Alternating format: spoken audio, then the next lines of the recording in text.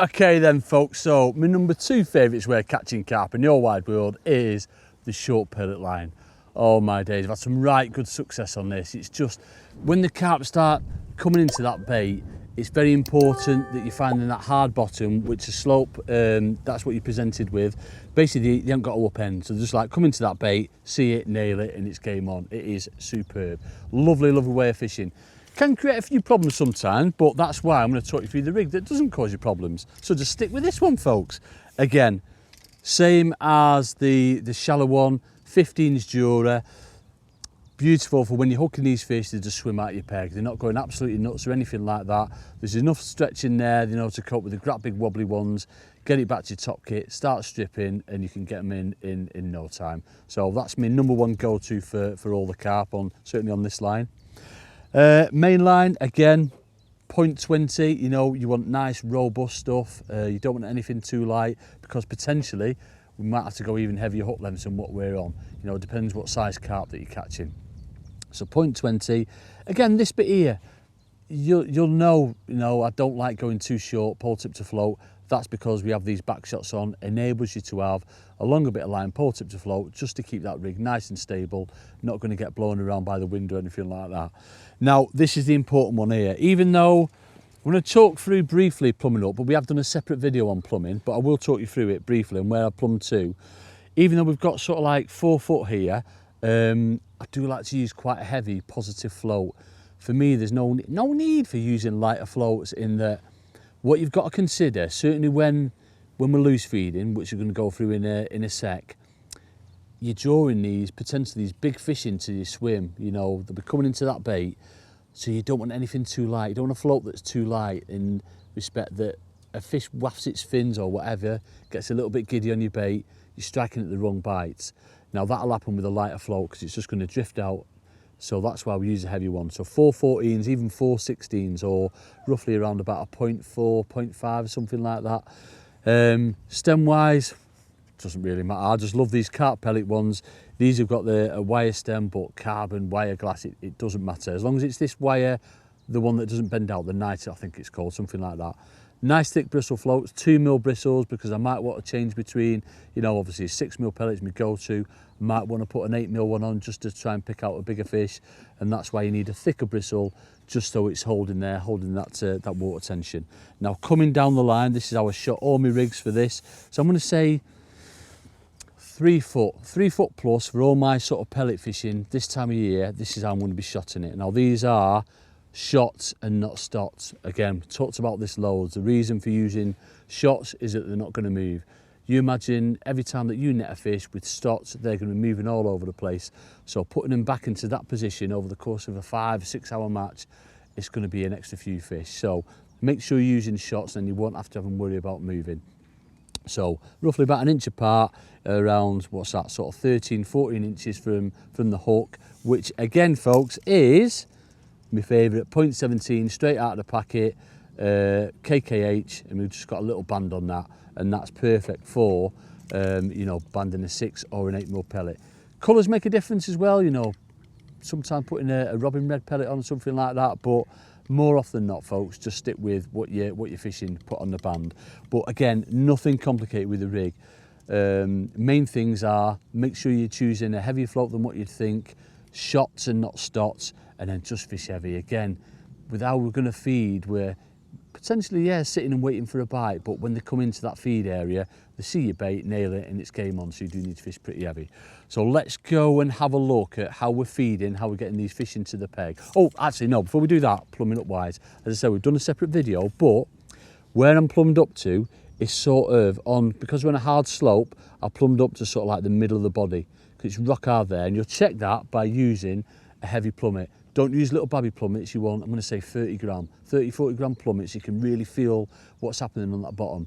Obviously, if it sticks in, then you know it's silt. If it sort of like comes up straight away when you're bringing your pole up, then you know that you're on rock hard bottom. So heavy plummet. And on the slope, always to sort of like middle of the body of the float.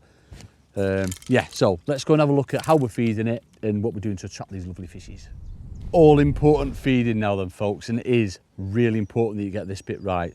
First thing I'm going to do when I go and fish the line is I'll always feed with a little bobby pot, so that's really zoning the fish into where I'm fishing basically.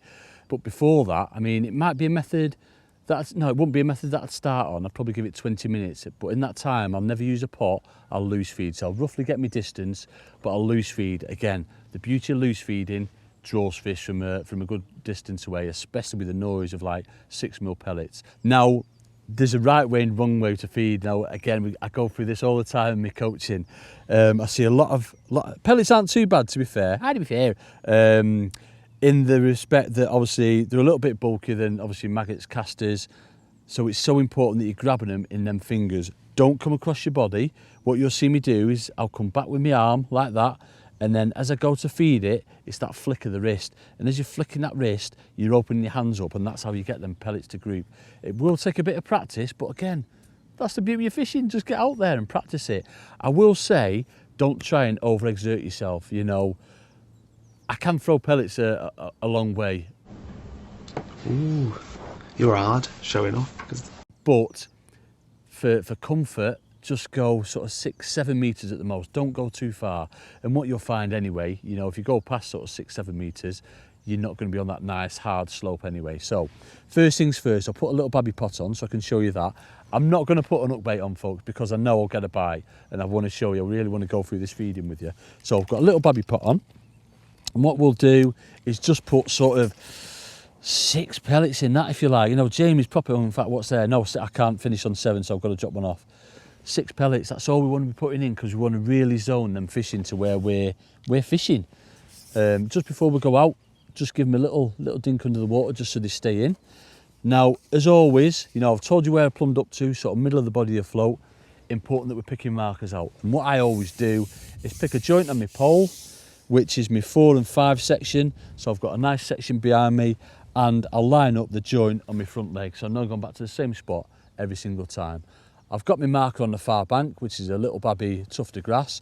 First thing I'm going to do is get them pellets and just tap them in. So you can see them, as they hit the water, they'll probably break out into sort of that shape. You know, probably size of a tea bag, you know, something like that. Nice and tight. The next thing I'll do is flip my rig out. Now, what that's doing is that's bringing that bait in nice and natural into the banking. Bearing in mind, if I go left and right, obviously certainly on a circle-shaped lake, then I'm going to be too much over depth. You know, my rig's not going to sit right. The wind's perfect at the minute in that it's blowing the rig back towards me. So, waffled enough about that. What I want to do when I'm there, so when I put that bait in, so my hook bait is directly over where I've fed the bait, is I do want to start loose feeding. Again, I don't want to grab loads, I just want to get a nice pinch, and by using these fingers, you can just get a nice pinch.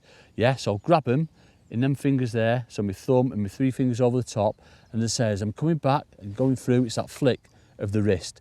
One of them hit my pole, that's why I was a bit spreading it then. Important that I'm not throwing past my float, you know, on my float or this side of it. What I don't want to do, I'll do a bad one now, I'm going to throw past it, because if you're doing that constantly, folks, it's all right when you're not fishing it, because that's why we're using a pot, but if you're doing that constantly, all that's going to happen is you're going to push the fish a bit too far out, and we don't want that. So what we want to do is just, again, you know, sort of 5, 6, 7 pellets, and just throw them in on your float or this side of it. And use it, double feed is always best. The beauty of double feeding is you've got that first feed to draw the fish in, and the second feed takes the fish down. It's one of them, obviously, keep practicing it, but usually I'm going to give it sort of 3 minutes if you like, and then I'll go for another double feed. 3 minutes, another double feed. I don't really want me pot on all the time, because of the size of these fish, they'll soon nail that bait. And it's such an effective way of fishing, folks. The beauty of it, obviously, you've got to imagine match conditions. When everyone else is competing for them fish, you've got to be making some noise, some commotion. That's obviously why shallow fishing is so effective, because you're making that noise, and that's why loose feeding aspect of this style of fishing is so effective. You've got to get on it. But as I said, don't come from your body like this. Don't grab a load, get them in your palm of your hand like that, and throw them in, because you just get miles too much spread on that bait.